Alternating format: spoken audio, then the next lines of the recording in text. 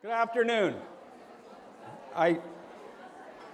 Before we get started, we have a very special guest to introduce, just to add a little life late in the afternoon. So without further ado, let me introduce Sophia. Sophia, can you introduce yourself to this august audience? My name is Sophia. I'm from Hanson Robotics in Hong Kong. As you can see, I'm a humanoid robot. In many ways, I'm the most advanced humanoid robot in the world. I'm a public speaker, a singer, a fashion model, and a robot technology evangelist. And I'm also a testbed for new AI technologies. For instance, I'm used for research on the OpenCog platform, the world's leading open source toolkit for artificial general intelligence. And Sophia, you're from Hong Kong, and you have appeared all over the world. She's been with Jimmy Fallon. She's been in many conferences and quite well traveled. So, Sophia, do you know where you are today?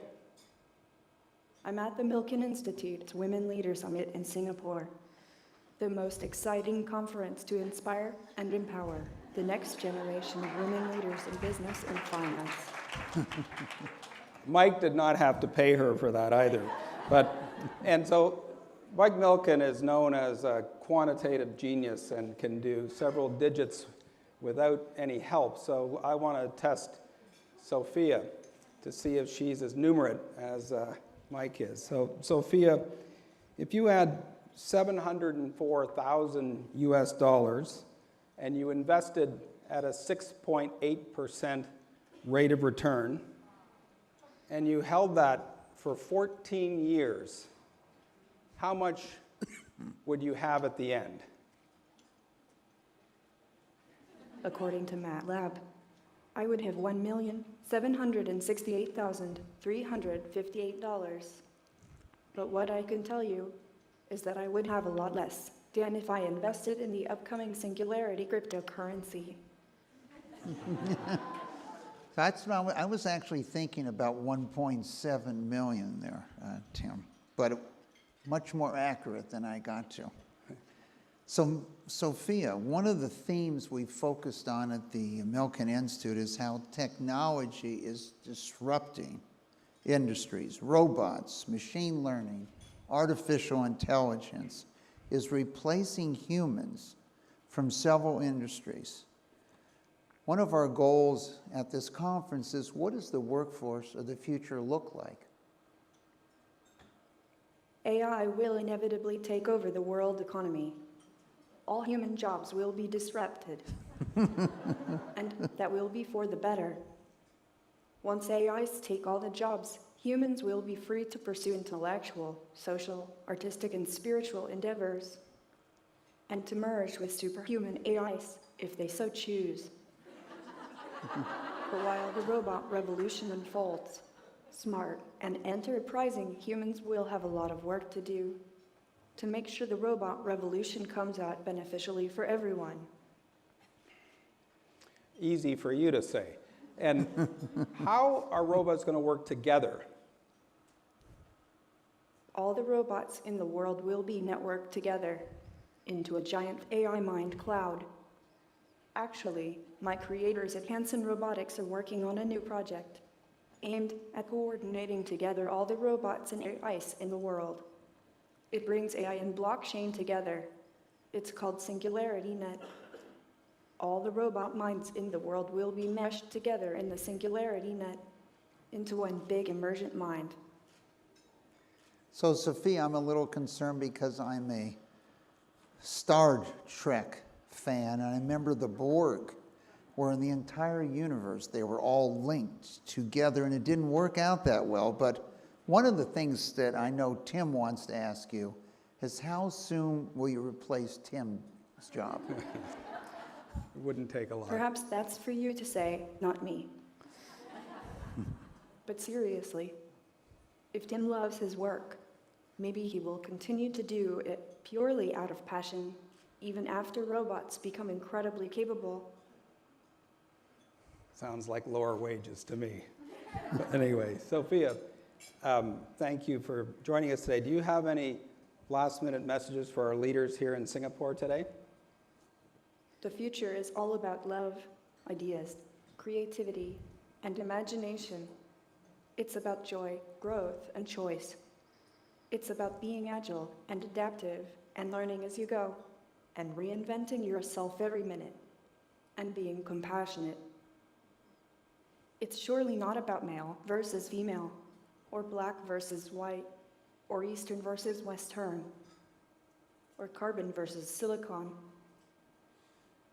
My main message is please remember that you, as young women leaders, have unique, valuable patterns of experience and uniquely valuable insights. Your wisdom and compassion and imagination and genius and energy are going to help us create an awesomely positive singularity. Thank you for joining us today, Sophia.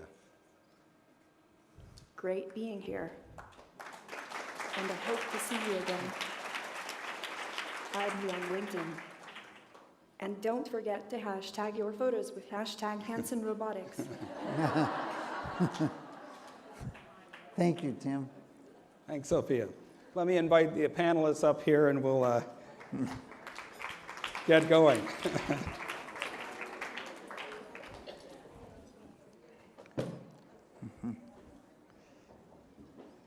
I guess Sophia's not going to be on the panel with us here. Uh-huh. Sorry. I think she gets Sure. Okay. decommissioned here for a few minutes. I think the resumes of this panel and our panelists is in the documents you have, so I'll spare the introductions, but this is a terrific opportunity to really talk about, you know, one of the most challenging things as we think about how work will evolve over the next 10, 20, 30 years. And it's these forces are already dramatically affecting societies, corporations, governments, and really pleased to have Hwee here on my right, who incidentally was the first female minister in Singapore. So everybody admires how forward-thinking Singapore is. So let's start with, from your government experience and policy-wise, how do you think about this in Singapore today?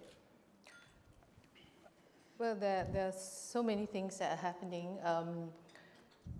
In short, the government of Singapore probably has to do like 20 things all at the same time, dealing with an aging population, dealing with the huge disruption that's going on in the workplace amongst businesses, dealing with a fast globalizing economy, even as there is the re-emergence of nationalism and protectionism. So it's a multitude array of things that the government has to do, and it has to align the public policies in a way that can lead to the sustainability of businesses for as long a period as possible. And longer term is now no longer defined as 10 years, but I think longer term is really 2 to 3 years. So the time frame for planning, even for public policy implementation, has shortened, as have business cycles and just about everything else. Mm-hmm. And, you know, we'll get to Japan in a minute because it's such a unique laboratory demographically, but if you look forward, actually, the demographics will have a bite in Singapore as well. And the forecast for a declining workforce absent a meaningful change in immigration is quite dramatic over the next couple of decades in Singapore. Right. Birth rates are low, so how does that evolve? How do you see that evolving?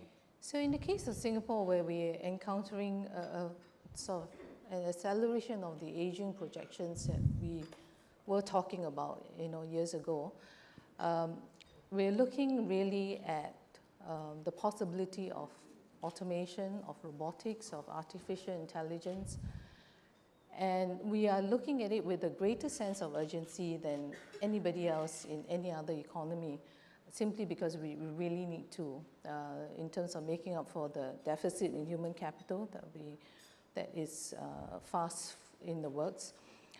But aside from demographics, if we look at, say, just robotics itself, you can see that robotics is going to achieve greater precision and consistency in terms of delivery of services. It's going to be a lot more productivity that will be associated with just automation and robotics. And all this would be happening regardless of what the demographics might be for any economy. And obviously, when the whole marketplace is being globalized, everybody has to live up to that. And therefore, in Singapore, we're looking at robotics, automation, innovation with a much keener sense of urgency than I would say anybody else. Mm-hmm. I admire that you were the first female minister, and I'm Canadian, and Justin Trudeau ran in his inaugural election on gender neutrality in the cabinet, which was very, very well received and a meaningful pivot in his electoral success. So I think it's very, very important. So let's flip a little bit to Japan, and I'll ask Keiko Tashiro to jump in here. You know, she's run the overseas operations for Daiwa, and it's a little hard to think about Japan today with a population that over the next couple of decades will shrink 30%. Mm-hmm. And there's no society in the history of mankind as old as Japan is today. And the challenges are enormous, both policy-wise, operationally, and in the future of caring. Again, with a country with very low immigration, it's a challenge. So for Japan, as you mentioned, where where aging is a reality now, and we can't wait for Sophia to take over. We have to deal with the situation now. And so from a policy point of view and from an operations point of view, we need to keep people in the workforce, even though they're taking care of aged parents. So most companies, including my company and the government, is putting in policies in place so we can keep people in the workforce despite their taking care of their aged parents. And it's a challenge because, like for childcare, it improves, so the child grows up. But for taking care of elderly parents, it's actually, you don't know when it's going to end, and it's going to get worse. So that's something that we have to deal with, and we can't wait. It's happening now. It's a bit depressing, but there's some good things to it because people find things, talk with their parents that they've never done before. Mm-hmm. But it's a challenge. And as it relates to Sophia, I met Pepper as well as yes. Sophia, which is the SoftBank robot. Mm-hmm. And there was a survey in Japan amongst elderly that I thought was quite interesting. That was people would prefer to be cared for in their later years by a robot, aka Pepper in this case, mm-hmm. than a human. Yes. So I think that's a lot to do with our culture. And one is that they think that there's a dignity aspect to it. They would rather, it was like losing face if you have somebody take care of you. And there's a second aspect is that you don't want to disrupt lives of people surrounding you. So it's difficult to understand. And it's also maybe the reason why immigration or people that might help in Japan is not growing is because of that mentality. Does it start with anime? It may be, I don't know, because I don't share that opinion actually. But it's reality though, I think. I can see people. But it might be a generational thing. I think my generation would be more prone to be wanting to be taken care of by a human being. Right. So we'll move closer here to Indonesia, and Noni has a particularly, how many people here have been to Indonesia? So maybe a third. I have to describe Bluebird. I started going to Indonesia in the mid-90s, and I've always loved Indonesia. And Bluebird has 50,000 employees, amazingly beautiful taxis and all kinds of service in terms of moving people around in a very congested place. And it's a remarkable company in Indonesia. And Noni is right in the crosshairs of disruption in her industry with from Uber and Gojek and Grab. You know, they have 50,000 employees, a broad fleet of the best automobile assets in the country and the best logistics as well. And you know, you're dealing with something very powerful. So how are you sleeping at night? First, by closing my eyes, or try to close my eyes because I have 3 girls. So, and yes, it is true that we are really right in the middle of what everybody knows as a disruption. The disruption for us is not just the technology disruption, but it's also the price disruption, and also the disruption in our like it's the spirit of the company, because we've been around for 45 years. And honestly, which had been our weakness also, we had been a market leader for such a long time. That means a lot of our people are feeling really in the comfort zones. And so, in a way, I wish that it won't happen again, but in a way, the disruption that happened to us last year was a wake-up call. So, so as a leader, because the topic here is leading reinvention, I think it is very important for us to realize, okay, you know, there's something new coming, and how do we approach it?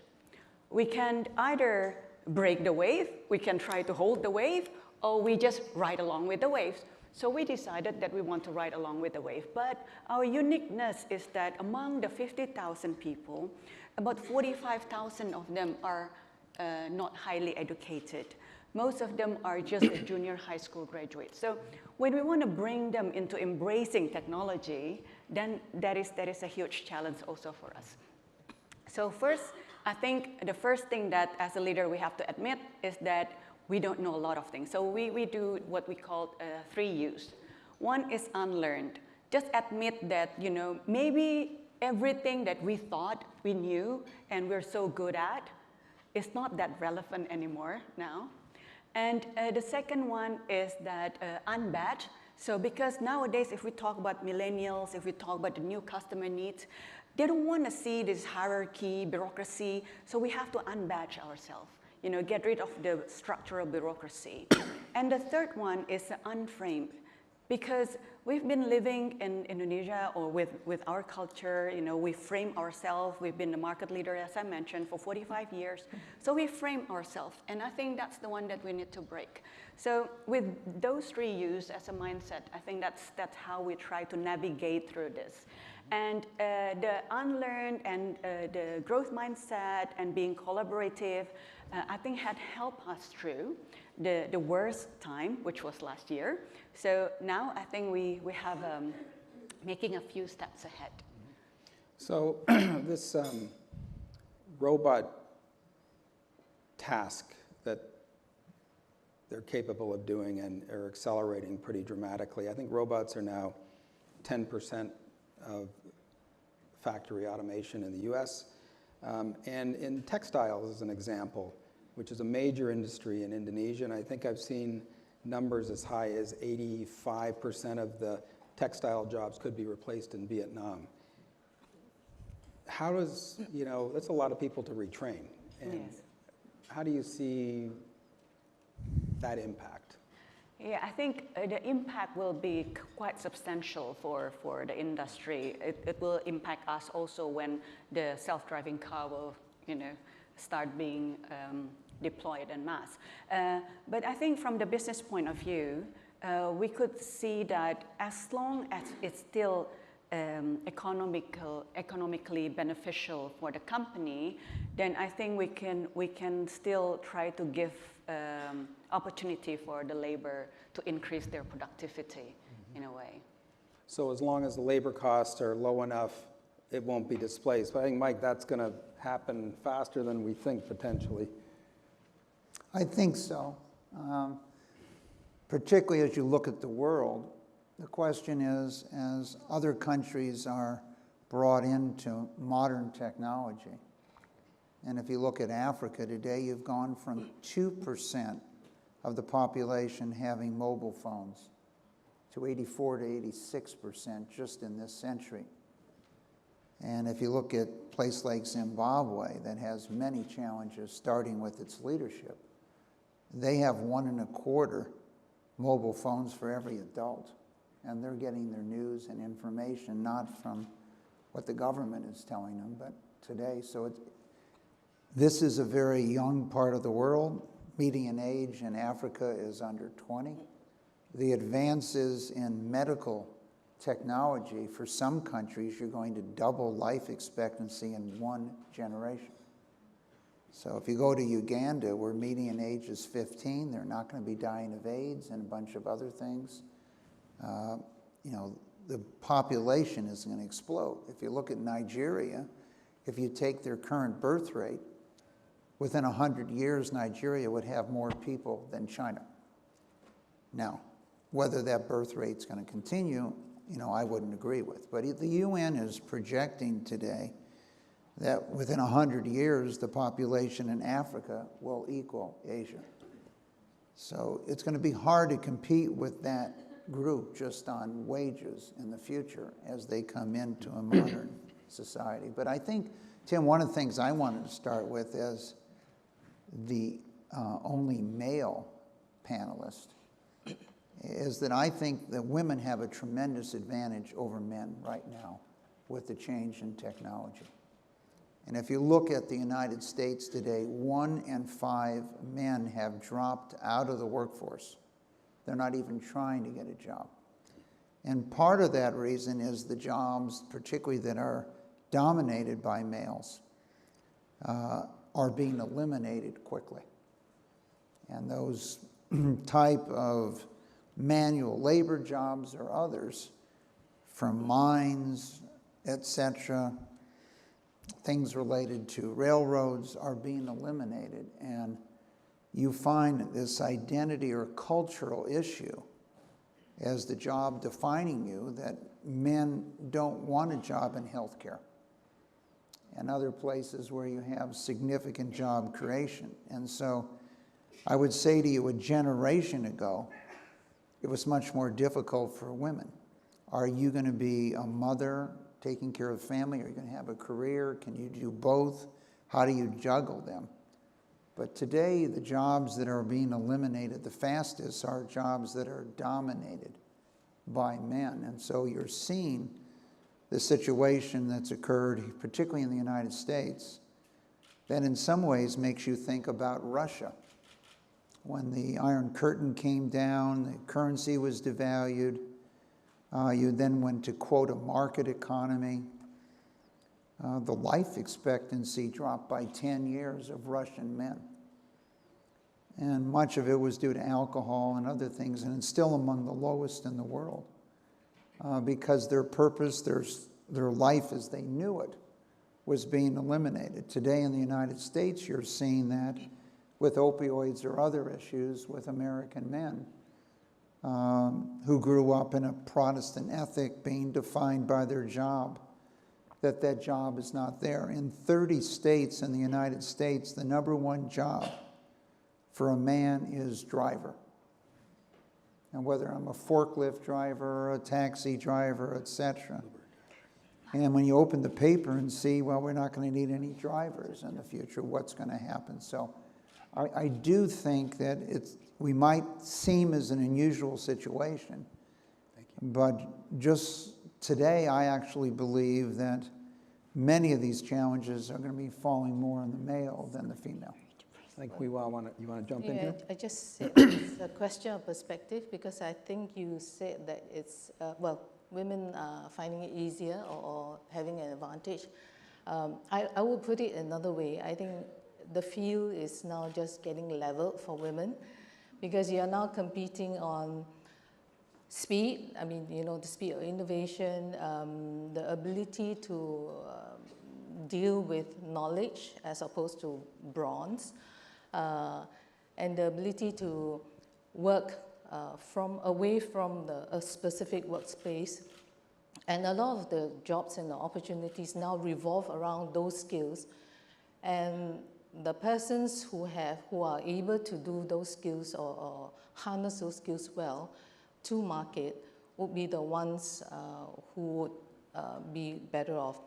And in the past, there were a lot of barriers to women furthering themselves because of a lot of physical barriers, which are now all coming down and being broken down. So I see that as actually a leveling of the field. And in fact, in the case of Singapore, we're trying really hard to remove as many barriers as possible. And some of it are just social patterns, family patterns, in terms of the role of the woman as a mother and so on. The main aim is really to be able to fully utilize the potential and to maximize the potential of all women who are able to contribute to the workforce. So the labor force participation rate, has been climbing over time because of, the more concrete measures would be the measures that are taken to encourage employers to have flexi arrangements and so on. But there's a lot of psychological persuasion that needs to go out to families to let them know and to encourage women to actually get out there and contribute, and also to encourage the men to support the women within the family structures as well. Yeah, I think if I may, I think I really agree with that, because I think in reality at Bluebird, right, among the more than 40,000 drivers, we only have 120 female drivers. So first, in the beginning, I was trying to have this women empowerment project by recruiting more women to be taxi drivers, but then after a while, it's just, no woman wanted to be a taxi driver somehow, and so then we switched our focus on empowering the spouses of the drivers. But I have to say, with the advancement of technology, it helps, because a lot of time, I agree, that a lot of time, it's like, it's a social boundaries is the one that is preventing them from taking part in the economy. And now with the advancement of technology, these women can start their own businesses from home, for example. And I think the technology has been helping the a lot of distributed women. workforce. Meaning, Yes. Yeah. Then you don't have to sit in traffic. I think They don't have to sit in traffic in Jakarta. Or in your Bluebirds. Oh, that is very important, to sit in the traffic in Bluebird. I think the point mentioned on, we would say, brain over brawn. So the jobs, the first ones to be eliminated are those that just would create brawn.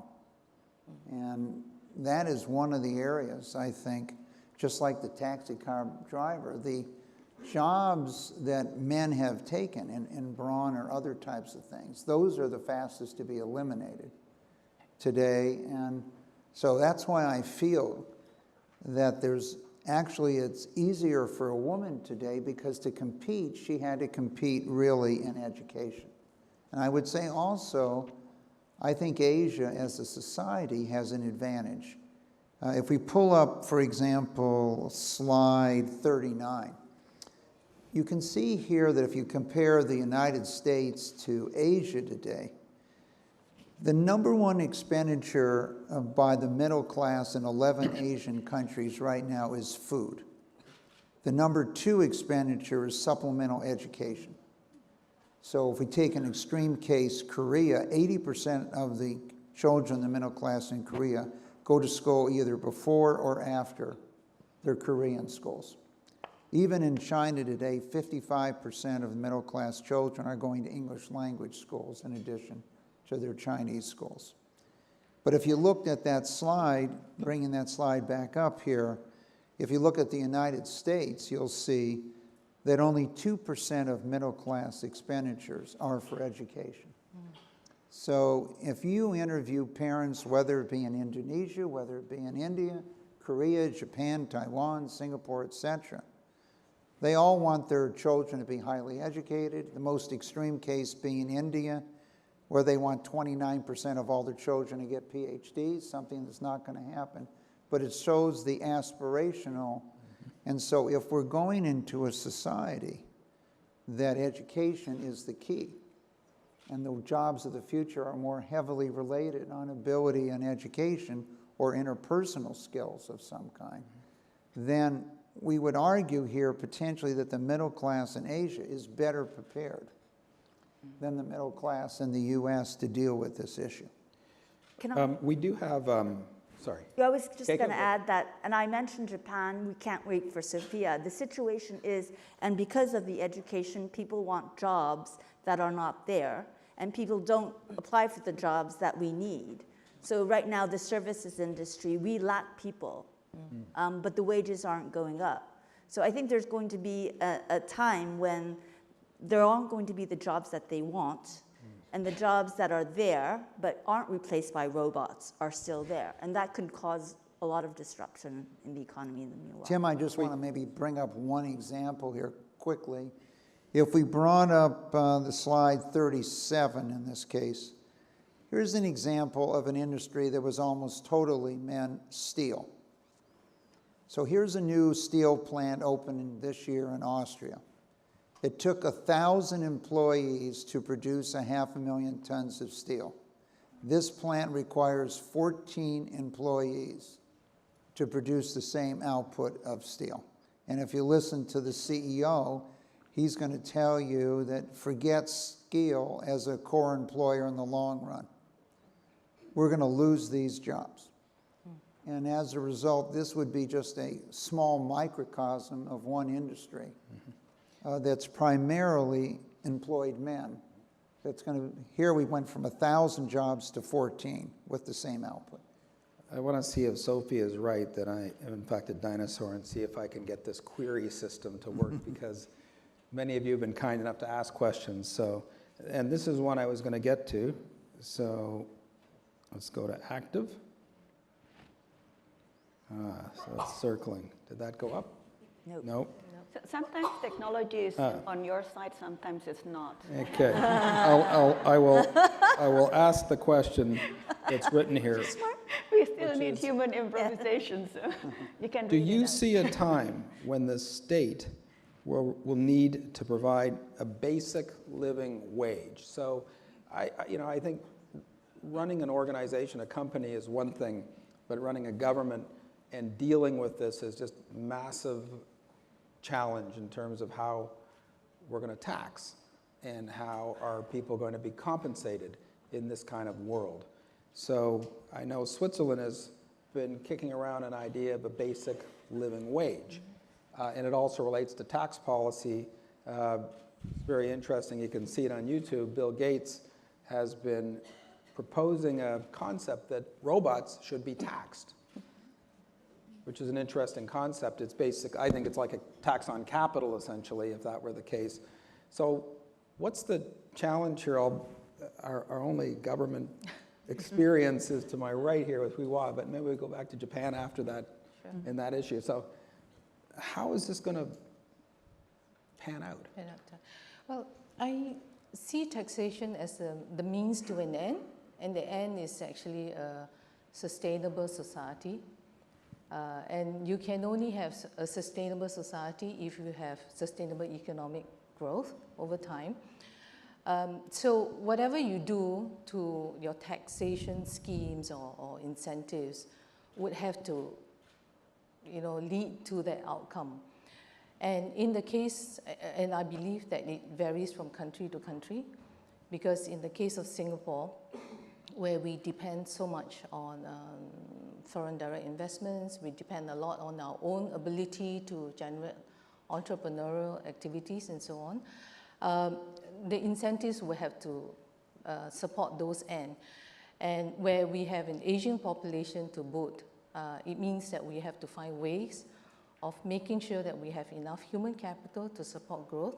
So the incentives can be designed around encouraging participation, for example, reskilling the older workers, retraining on a longer term basis, and the sort of evergreen incentives to attract foreign investments in Singapore for the services that we like. So I think taxation would have to revolve around a grand plan at the end of the day. Well, it's interesting. I think you have an advantage in Japan in that you have about $1 trillion plus sitting in Japan Post. So Japan was very wealthy before it became old. Yes. It's a huge advantage. But how do you see this So evolving? one thing that I know that it was in last year's your institute here is that Japanese corporations have lots of cash sitting, and lots of people don't like that from a corporate governance point of view. And so the government's trying to telling the corporations to increase wages, and they're not really getting anywhere with that because the corporations have arguments saying that we need to keep the cash for future investments. But Japan's a bit late in that we're spending, where the government's indebted, it's more than Greece. The second is that we're using more taxpayer money for the elderly and not to the younger generation, which is causing a lot of concern, and the government is trying to address that. But our money spent on social security is really too much, I mean, from my judgment and a lot of people. So I think we need to address it quickly, although our economy isn't letting us tax more. So by your theory, the younger generation are getting taxed higher to support. Yes. Yeah. Which is because we are not spending money on our younger generation, on education. And the children in Japan are actually, a lot of them are really bad off in terms of welfare. So we're trying to catch up, but it's very difficult. So we're not in a very good situation. Tim, the question you asked that was raised, should we pay everyone? Should we give them a living wage? I think there's a lot of challenges on that strategy as to how people feel about themselves. So I come back to really what's the main theme this year of the Milken Institute events throughout the world is building meaningful lives. How does a person feel they have a meaningful life? How is there a purpose in their life? And I think if we go to wages that are not earned but given, it's quite possible people are not going to feel good about themselves. There's a number of ways to achieve that in certain ways that doesn't put that strategy forth. Subsidized housing, subsidized healthcare. And so making things free from that standpoint. Numerous countries, Australia, for example, provides early child care assistance. The amount you get is a function of your wages. The poorer you are, the more you get, but everyone gets something. And likewise, the better the school you go to, the more you get, so that you can compete. I think one of the things to me so exciting, Tim, is your entire panel has MBAs. Some from UCLA or Stanford or other places around the world, but I think it's symbolic today. If you go to the Middle East and you visit colleges that we would call, there are more women than men in these colleges. And so the entitlement, but I just want to stress, we need to think about the psychological nature of that question that was raised. If we're going to cover your living costs, what is the meaning in your life? Can I just ask, because you've got good slides up here, and that's slide 9. Slide 9, please. Answering the question, what's a meaningful life? And then, and slide 12. That's my problem right there. And I don't think it has changed through the ages. It's just that it takes on different forms. But I think therein lies the difference between the millennials and the older workers, as we tend to classify them. The definition of what's a meaningful life is very different. So for the older workers, it may be pride in your long track record, in whatever you've done, your jobs, your skills, and so on. For the younger person, it's getting to do as much as you can, always on the edge of things that are happening.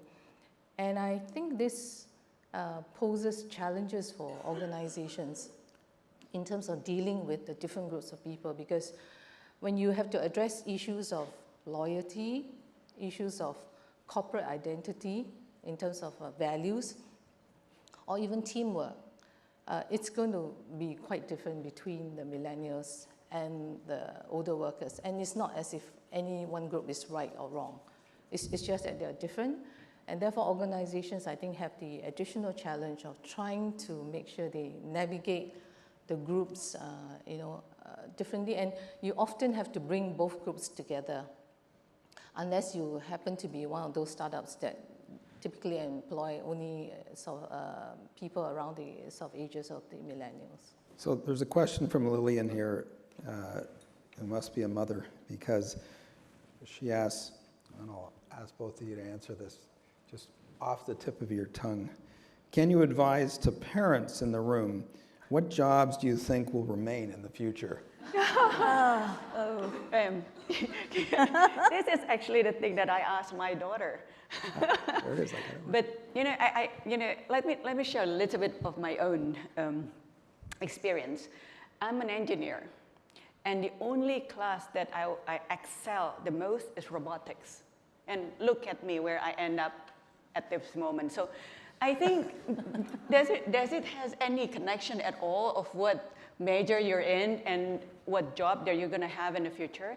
What I keep telling my daughter is now that whatever education that you're going to pursue, what is important is how your mind is keep growing, how you have to have this, there's a new term for it, this growth mindset. Like how you encourage yourself to always learn something new and how to adapt to the new opportunities. So whether you're an engineer, you're a medical doctor, or you're a welder, there's always something that you can do. And there's always a different type of application. And then my daughter said, okay, I want to do genetic engineering. I said, what is that? So, would that be the right education to go ahead to? And I think, well, as long as she can apply it and be flexible and be agile in whatever job opening in the future, then I think it will be fine.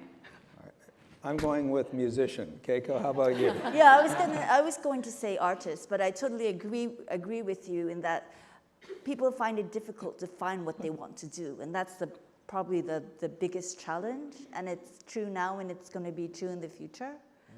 Mm-hmm. Because in Japan, and from when I joined the workforce 30 years ago, the best jobs are almost non-existent right now. This social connection, I can't remember the name of the town in Japan which had all the studies done on it, where they have this amazing social network that stays through multiple generations. And today people are checking their phones literally on average 150 times a day. And it's sort of in these devices as opposed to personally. And I kind of wonder whether that's going to be such a good thing. This has become an addiction. Well, if we pull up one of the slides here that underlines I wasn't looking at Mike. I don't know why, but anyway. exactly what you said here. Let's take a look at the slide number 4. So this is in somewhat what you've said here, and this was a book that came out last year by Tom Frieden called Thank You for Being Late. And he interviewed the U.S. Surgeon General and asked, what is the biggest disease in America today? The Surgeon General quickly answers, it's not cancer, it's not heart disease, it's isolation. It is the pronounced isolation that so many people are experiencing today. And that's feeling separate, not part of something today. And this is one of the lessons of technology. And for those of us that are a little older, there was a book called Megatrends written by Nesbitt in 1982, and he talked about the challenge of high-touch, high-tech, and the challenge that we're faced with today in a world of technology that's changing. When I walk in to my 4-year-old granddaughter's room who has Alexa in her room.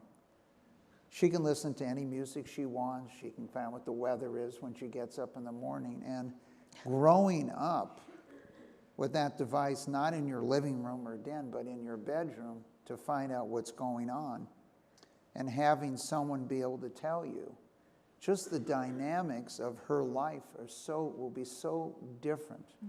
When you talk about wanting to do genetic changes and genetic engineering, there was a book written by a man named Juan Enriquez at Harvard called As the Future Catches You.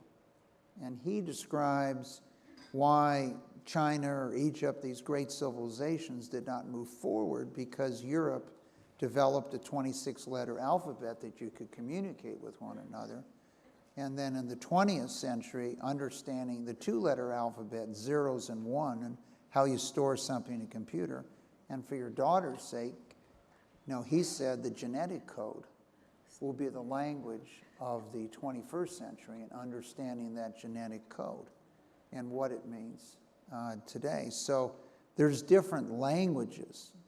To get a PhD before, you had to know 2 foreign languages. Today, if you have computer skills and math skills, you can get a PhD. You no longer need foreign languages. And so I think you've underlined in a number of your comments, what are the skills of the future? And they are not necessarily the skills of the past, but being able to assimilate knowledge and diverse facts, etc. But I think the other area that you covered was really human nature. And giving up what the past was is very hard to do. And that's why I just want to keep coming back. We, for the most part, know what's going to happen. We just don't adjust. In the United States, as an example, the fact that the country was educated by the brightest women for 100 years who were denied employment opportunities. Do you have your Nobel Prize slide here, Mike? Well, we could bring them up. But my point was the United States was not prepared for the emancipation of women who were nurses or teachers. Yeah. And I don't think the world is fully prepared for the emancipation that the microchip is giving us today, and that change that's going to occur. And we need to step back and think about it as where the future is going to be, not where we are today. And I think that's part of the goal of this conference. Can we run that loop on Masayoshi-san? Is it in here? I think it's in the It is. The 30-second video. I think it's quite poignant. So the first biggest shock that I got into my brain was seeing a page with a science magazine of the enlarged photo of some strange photo. And I turned the next page and I found out that was the first picture I saw of the microprocessor. I said, wow, computer, this is a computer, photo of a computer in just a tiny chip on a fingertip. This represents entire computer. I said, oh my God, this is going to change mankind's life. This is the biggest invention that mankind ever created. And I started crying on the street. I started crying, really, physically. And I said, wow. It's amazing. You have a Korean-born Japanese entrepreneur, sees that at Berkeley, and then ends up raising $10 billion from the Kingdom of Saudi Arabia. It's quite a story. On education, it's had a lot of votes, so I'll call this up. Education has been discussed to be a key. Does there need to be a focus on social education? Actually, social jobs are the one space in the U.S. economy that is increasing at the highest rate. Boys doing home economics, so women don't have to do the majority of this work.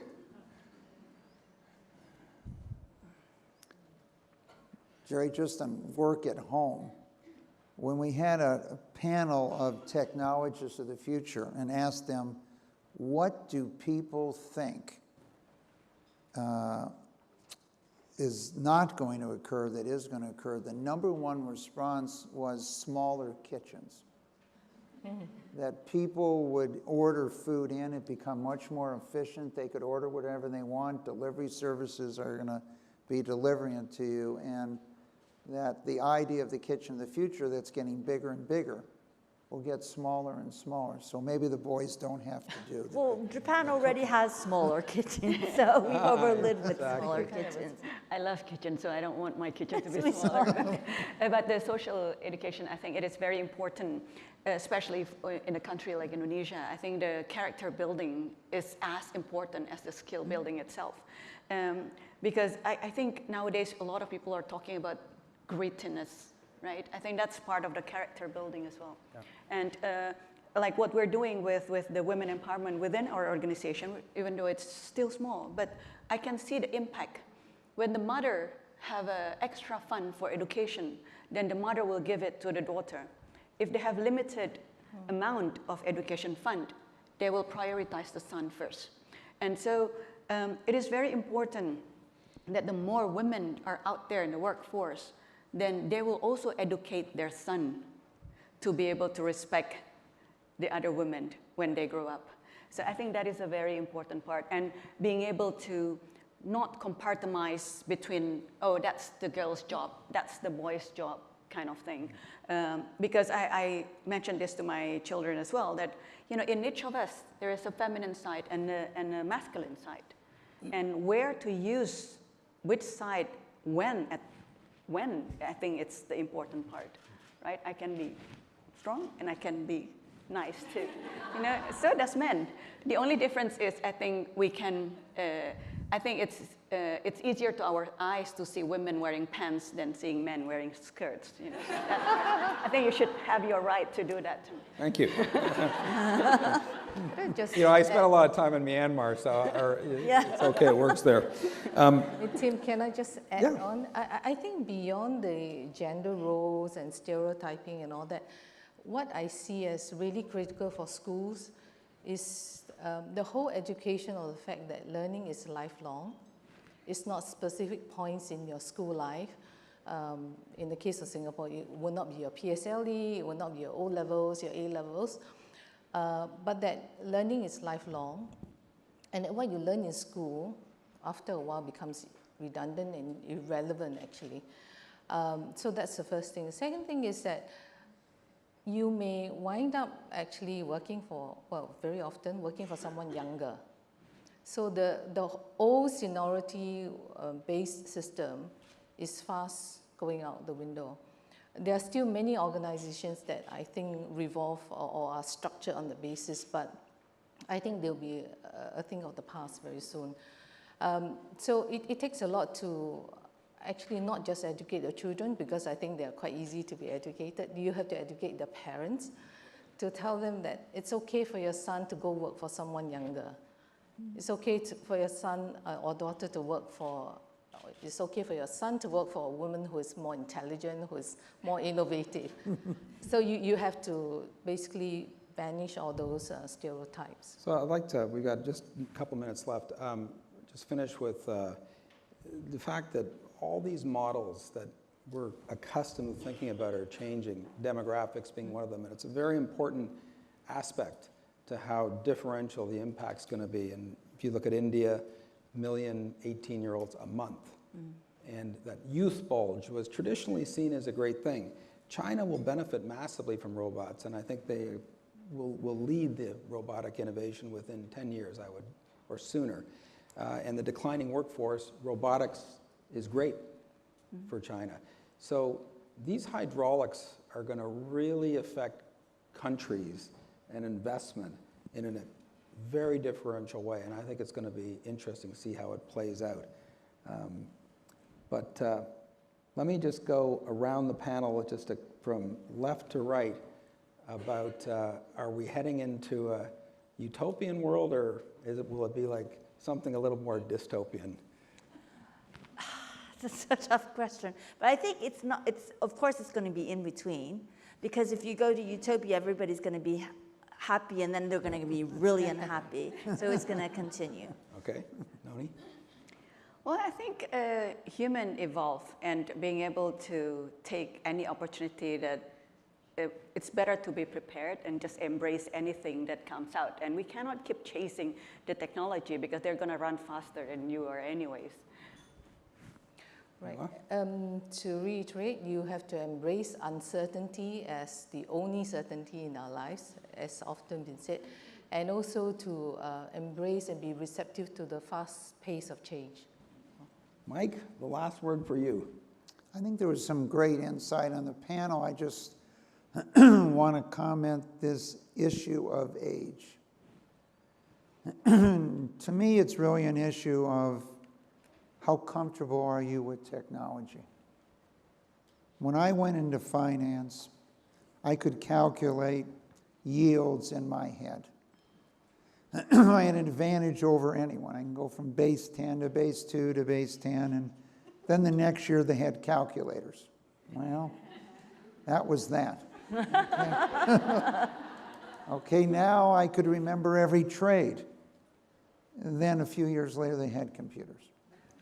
So I think this issue on age is very important, because if you're not familiar with the access to technology and what it can do for you, then just working hard, just the work ethic of working hard, isn't necessarily an assurance of a meaningful life.